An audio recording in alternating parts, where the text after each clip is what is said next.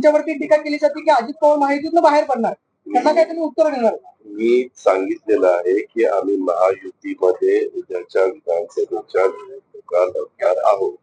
आमच्या समोरची लोक महाविकास आघाडीत लढणार आहे आणि तिसरी आघाडी एक झालेली आहे आणि चौथे पण काही जण आपले आपले उमेदवार त्या ठिकाणी उभे करणार आहेत. असं वेगवेगळी संख्या उमेदवारांची मोठ्या प्रमाणावर यावेळेस आपल्याला पाहायला मिळते. मी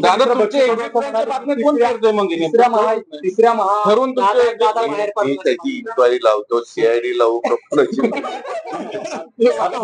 अरे आता काय तुम्ही मला पहिल्यापासून बघता, मला या कुठल्याही गोष्टीमध्ये रस नाहीये. आम्ही आमचं काम करतोय आणि आम्ही आमचं काम करत राहणार आहे. मी आज पण माझी मुलाखत झाली त्याच्यावर सांगितलं की मी महायुतीच्या मधला एक घटक पक्ष म्हणून त्याच्यामध्ये लढतो. बीजेपी 160 लढणार आणि तुम्हाला दोघांना 88 मध्ये बोलवून टाकणार. तुम्ही काळजी करू नका. आम्ही सगळेजण व्यवस्थित त्याचा मान सन्मान राखून तिथल्या जागा वाटप होईल. सकारात्मक सगळ्या चर्चा चाललेल्या आहे आणि ते झाल्या की लगेचच प्रेस कॉन्फरन्स घेऊन आपल्या सगळ्या मान्यवरांना बोलवलं जाईल आणि सांगितलं किमान 70 तरी मिळणार की तुम्हाला. मी त्यावेळेस सांगायचं म्हणल्यावर आता काय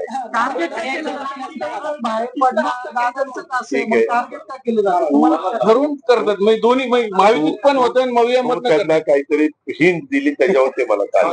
दादा म्हणाले की अजित पवार आमच्या तिसऱ्या महाशक्तीत येणार आहे, तर तुमचं काही बोलणं झालं म्हणून माझं कुणाशी बोलणं झालेलं नाही. माझं काम चाललेलं आहे. माझी जनसन्मान यात्रा चालू आहे.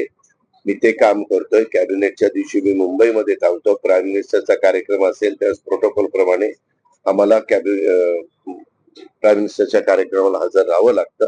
त्या पद्धतीनं उद्याच्या कार्यक्रमात महाशक्तीचा मुख्यमंत्री असेल. ठीक आहे, त्यांना शुभेच्छा.